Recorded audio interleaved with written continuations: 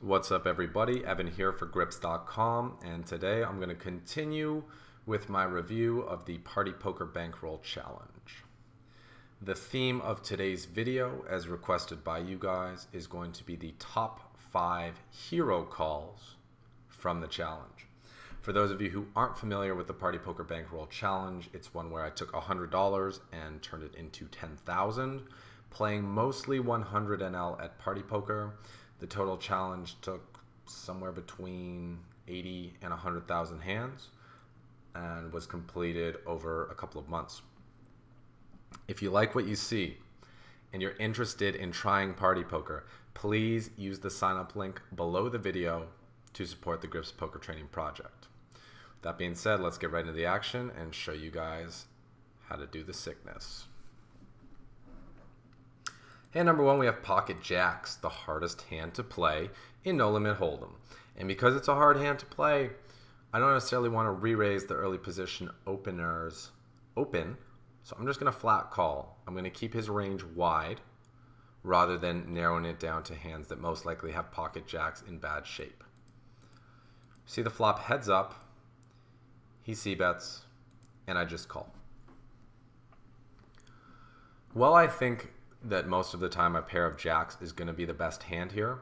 In terms of equity, in terms of my chance of winning the pot, against a hand that even just has a club in it, I'm not a massive favorite. And when I'm not a massive favorite, I'm not in a rush to make the pot bigger, so that's why I just call. I also want to see kind of how the board runs out. Like if another club comes, I'm just done with the hand. A 6 or a 7 may slow me down a bit. And some overcards might slow me down. But the main thing is I have position in this hand. I don't need to be in a rush to make this a big pot. I can just play my jacks for value and take things slow. Turn is an ace, which he doesn't bet. And I think if he had an ace, given that there's a flush draw out there, he's probably going to keep betting. The one ace I could see him checking is, of course, the ace of clubs. That being said, I think there are a lot of 9x hands, straight draws, flush draws, single club hands that I can get value from. And when he checks here, I think it's just so likely that I have the best hand that I should probably go ahead and bet. So I bet about 2/3 pot, and he calls. River's a 4, total brick, flush draw missed, and the straight draws missed. He bets 10 bucks. This bet looks like a value bet. It looks like he's trying to get some value. I mean, 10 into 64. Could also be a blocking bet. He doesn't want to call a big bet, so he makes a small one. But the main thing is, if you look in the top left of the screen, my pot odds are 7.47 to 1, meaning I need to be right 12% of the time here for this to be a profitable call. So if he is bluffing even one time in like 8, this is an easy call. And I think he's bluffing way more than that. Had he bet bigger, this may be a more difficult call, but for this price, the call is pretty easy. So I snap it off, and he just has 5-6 off. Pot odds are going to be a key theme throughout this video, and they're not just to be used when you're determining if you have the right odds to draw or not. They should be used when determining whether or not you can make a profitable river call. Okay, next hand is pocket 6s on a button. We get that money chip out front. We pop in a little min piece and get 3-bet to 7. One of the benefits to raising the minimum on the button instead of 3x is that you have more room to call 3-bets. If I had 3x'd and this guy made it 12, I don't know if I would peel with these 6s, but with so much stack behind for 5 bucks, I'm going to call. Flop's pretty good for me. I flop an open-ended straight draw, and he c-bets. Sure, I'm behind his overpairs, but I'm ahead of all his overcards. His range is going to include pairs, draws, overcards, a lot of things. Whatever you 3-bet with. This is kind of a better board for my range for calling a 3-bet than it is for his 3-betting range. Either way, never folding for this amount or for really almost any amount on this flop. It's a pretty strong flop for 2 6s. Turn is another 8, which decreases the chances that he has an 8. Now, given that he 3-bet pre-flop, he probably doesn't have that many hands with 8s in them to begin with. But if he did have some that have 8s, this discounts them a little bit, and pocket 8s decreased in possibility by about like 67% here. He bets again, and also we should note that there are now more draws. If he has a heart draw, he can keep betting as well as a spade draw. So with many draws out there, that's many hands that we're beating with our pair of sixes, so we're going to be calling again. On the river, all the draws miss, the straight draws miss, the flush draws miss, and he offers me an insane price. Again, we're going to look at pot odds. I'm getting 4.08 to 1. I need to be right here 20% of the time. If you guys put in a range in Poker Stove that includes all the hands he 3-bets with, over pairs and big cards, even if you make that range really narrow, like jacks plus and like ace king and ace queen, I think you're still going to see that about, and if he only keeps betting with his flush draws, I think you're still going to see that more than 25% of the time he does have a bluff here, and that's if you do a narrow range. If the guy is wide, which you will soon see he was, you will see there are a lot more bluffs than that. So I only have to be right here 20% of the time, and I'm probably good here something like 50% of the time. So again, this is an easy call when all the draws break off. Shit the pot. Next hand, pocket sevens. And we're going to continue with the concept of how when a card comes on the turn that is the same as one on the flop, it decreases the likelihood that your opponent has that card. So we get a limp on the button, and we're definitely ahead of a button limping range with 2 sevens, so we raise it up for value. The limp is more likely to be low cards than high cards, in my opinion, which makes this flop an easy value bet. He probably didn't limp a bigger pair than 7, so unless he hit a 9, we have the best hand at this point, and there are just so many hands he has that don't have a 9. There are way more hands that he can have that don't have a 9 than there are hands that do have a 9. So I c-bet here, and he calls. What's his range for calling? Flush draws, straight draws, floats, pairs. Okay? Maybe sets that he decided to not raise, but probably not. When the turn is another 9, it decreases the chance of him having a 9, which is the only hand that we're legitimately concerned about having us beat. Therefore, when it's less likely that one of the scary hands is possible, it's more likely that we have the best hand, and it makes it more likely that he has a draw rather than a made hand. If he has a draw, we need to continue to charge those draws, so I bet again, about 3/4 of the pot. He calls again. King comes, and a beginner player is going to be like, shit, king came, ace king got there. How does this guy have ace king? How could this guy really have ace king that he limped in with, called a raise? And like, yeah, okay, the king came on the river. But if you think about it, what king is he going to have? What hand is he going to have that called me down there? He can't have king queen. He can't have king jack, ace king. He's going to call a bet on the flop and the turn with just overcards that have a king? I don't think so. Okay? The only king that he's really going to be likely to have here is one that contained a flush draw. And the flush draws that contain a king are few and far between compared to the flush draws that don't contain a king. Now the question is, what's the best way to get value?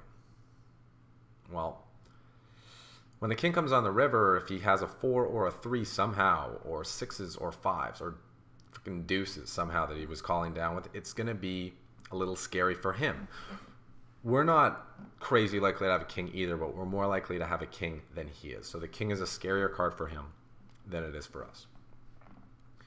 Now, that means it's hard for us to get value from any of his made hands. And if we bet and he has a draw, he's obviously going to fold. So how can we get value from his draws? Well, it's pretty obvious. We just have to check and hope that he bluffs with them. He bets about half the pot. We are getting 3-1 on a call. We have to be right here 24% of the time.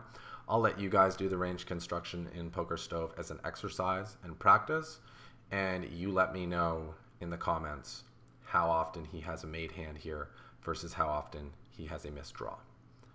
So I call, expecting to see diamonds, because I didn't think he would have a hand as weak as 5-6, but straight draw, flush draw, it's really not that different in terms of how we're getting value from those hands. It's the same strategy. And I think for the pot odds we had, it was a pretty easy call.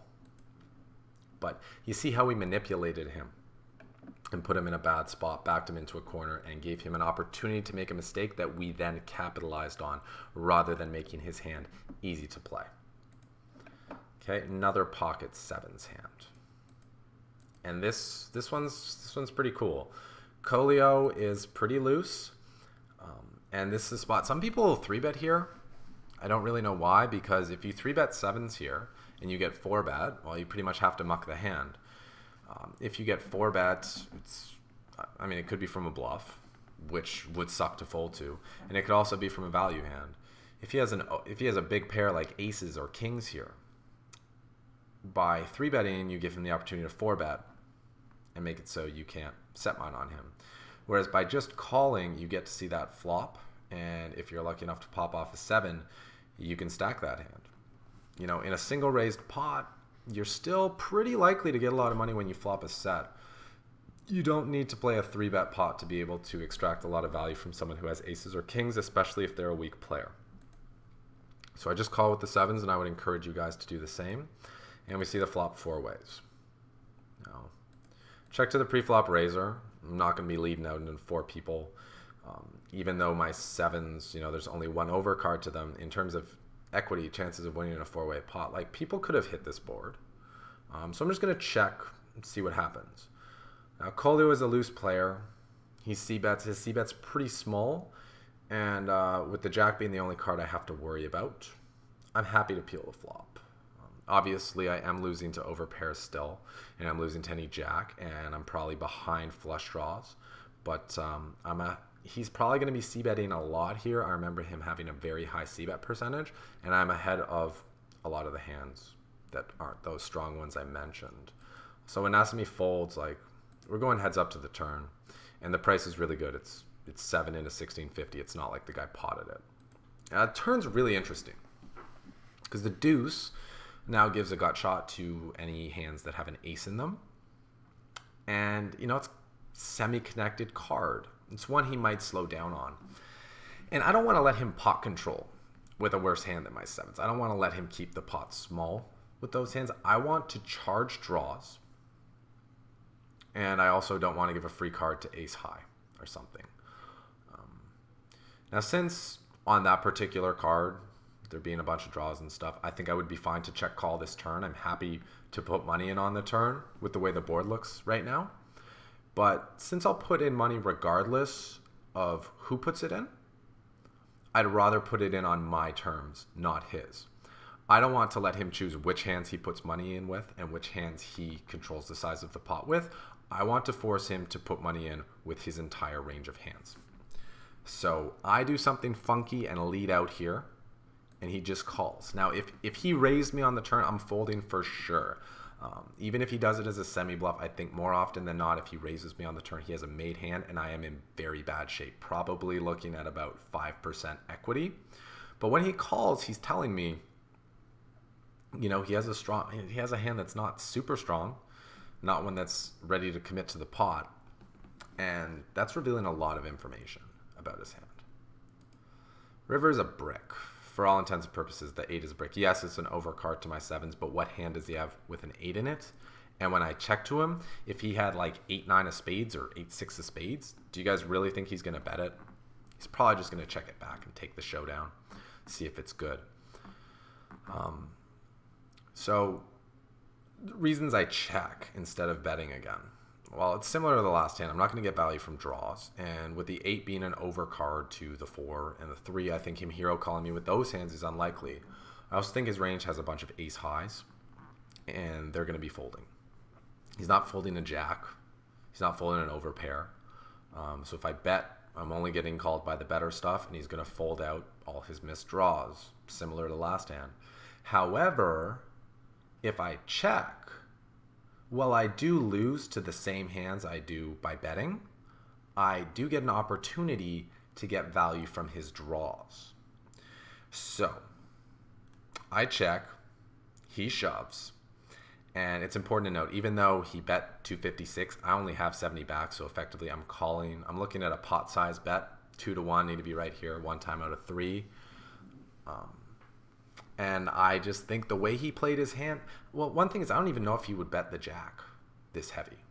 He may take the showdown with those. So I think he has missed draws here more than half the time. And I only have to be right a third of the time. So for pot, I'm going to check call. And for what it's worth, if I actually did have 280 back and I was facing a 4x pot river shove, then I'm not so sure I would be snap calling quite so easily. But he has the queen 9 suited, which may have checked back the turn, or which may have bet really big on the turn and put me in an awkward spot. But by playing the hand the way I did, I kind of like seized control of the action and really manipulated my opponent into turning his hand face up and then making a major blunder with it. Okay, next hand's pretty fun. We got the Anna Kournikova and facing a cutoff open. We're going to 3-bet. We're definitely ahead of his cutoff opening range. He can call this 3-bet with some worse aces, king queens, etc. And the main thing is, since we are out of position on this hand, we want to define his hand. We want to get some more information about his hand and narrow down his possible holdings. Because when someone raises the cutoff, I mean, the range of holdings is pretty wide. There are a lot of different hands they could have. And when someone has a wide range versus a narrow range, that's less information that we have about them. And we know poker is a game of information. We're trying to acquire information on early streets so we can make better decisions on later streets. And that's one of the big reasons that I'm re-raising with this hand. And we see a flop heads up. Pretty dry flop at that. Queen 6-4, high, low, low. Not too many draws going on other than the flush draw. Let's think about the options. I can check and give him the lead and kind of not know where I'm at. Or I can bet and, again, get him to define his hand a little bit more. If I bet, he can peel with Queen X, and we have outs. We've got 2 overcards that we can hit, and we can probably bet for value. If he has an Inder pair, like 5s through jacks, I also have 2 overcards. And there are also some draws you could peel with. You as like 9-10 of diamonds, Jack-10 of diamonds, 7-8 of diamonds, Ace-Jack of diamonds. Also, like, if I can get him to fold Ace-Jack or something, I'm cool with that. Even though, like, I have the best hand, like, I don't really see me extracting a ton of value from Ace-Jack. And if I check call, it puts me in an awkward spot. My hand doesn't look that strong, and he might just try to barrel me off it. And I don't know how many bets I'm comfortable calling when I'm kind of playing blindfolded. So I see bet, he calls. Turn is a 7. And this card's pretty low. It's not scary for 9s through jacks, which is a decent chunk of his range for peeling the flop. Also, his queens are not folding. I don't really expect him to fold any of his flop calling range on this turn. So I felt that betting would be burning money, given that I'm probably bluffing with ace high if I bet. So I check, and strangely enough, he checks back. I figure with so many draws possible, he'd probably bet to protect his hand if he has like a real value hand. Like he'd want to charge me, or he'd want to, fold me out. The river's a brick for all intents and purposes. Unless he called the 3-bet with 6-7 or 6-5, that on top of calling pre-flop, he decided to not bet the turn when check 2, which I think is pretty fucking unlikely for 2-pair. 6-5, maybe I could see him checking back, but better to turn it into a bluff, in my opinion, to fold me off like 8s or 9s if I have those. Anyway, I don't think he's the type to bet for thin value with like 9s or 10s. So, when I check to him here, and he bets, like, I don't think he has those hands. And I think he would have bet a queen on the turn. It's possible he checked back a queen for like pot control, and now he's betting it on the river because he thinks he's good. But it just didn't seem like this guy's style. I think if this guy had a queen, he'd probably just bet the turn because he thinks he has the best hand and wants to protect against the draws. So, again, it looked fairly likely, like it looked pretty drawy to me. It looked like a fairly likely draw. And again, getting 3-1, only need to be right 25% of the time. So even if he has a pair sometimes, I'm still making money over the long run making this call. He's definitely bluffing enough times relative to the times he has pairs for this to be a good call. So I got the best ace high. I beat every single draw. I even beat ace jack of diamonds. And I definitely beat the shit out of ace 8 of diamonds. Ship it. And now our final bonus hand of the coverage. The villain in the hand, Lucas 48. He's pretty crazy. He's playing 62-10. So I isolate. But since this is interesting because you guys see me make it min here, and usually I'm making it 4x. It's cool. Since my hand isn't that strong, I didn't want to big up the pot too much. It's an interesting point that sometimes just the act of raising is enough to get a pot heads up. You don't always need to make it big, and you got to ask yourself, what do you want the pot to stack ratio to be? How much money do you want to have left to play behind when you get to the flop? So he calls, and we see the flop heads up. And when he checks to me, I'm happy to value bet second pair.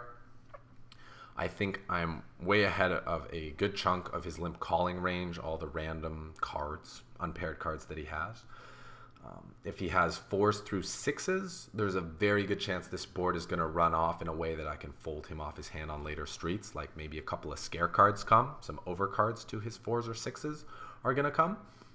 And the same goes for if he has a 9. So I'm semi-bluffing against his value hands, and I'm value betting against his air hands.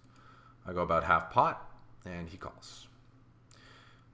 Turn is a brick, and he like just does this min lead out.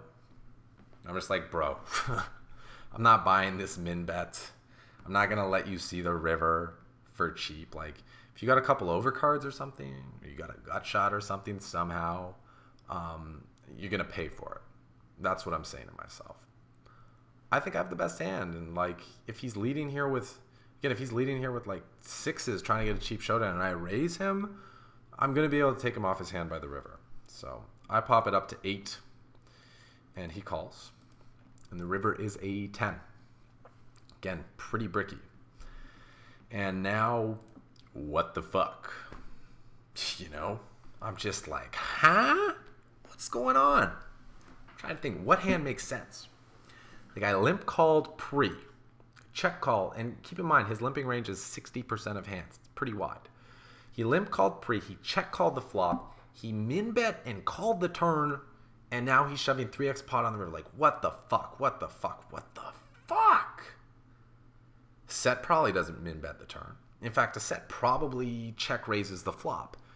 And if he didn't check raise the flop, but he decided to min bet the turn, I mean, he'd probably re-raise my bet so he could, you know, build that pot and try to get all the money in. Let's see.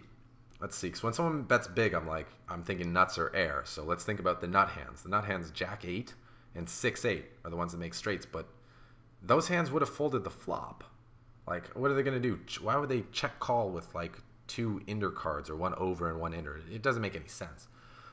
Let's see, 2 pair. If he has the deuce tray, probably would have tried to get more money in on early streets. And even if he's playing top 60%, I still don't think that includes 9-3 or 9 deuce. Maybe 9-7 suited. Let's see, that's possible, but I think that 9-7 suited would probably play the turn the same way sets would. He'd try to get more money in. So the only hand I can see this being maybe is 9-10. That's like the only hand, like the only possible hand I can see that makes like a little bit of sense, and it still doesn't make much sense. But still, like, if he's got 9-10, why would he bet so much? He's betting 3 times the pot. Like, wouldn't you want to make sure he got paid if he had 2 pair?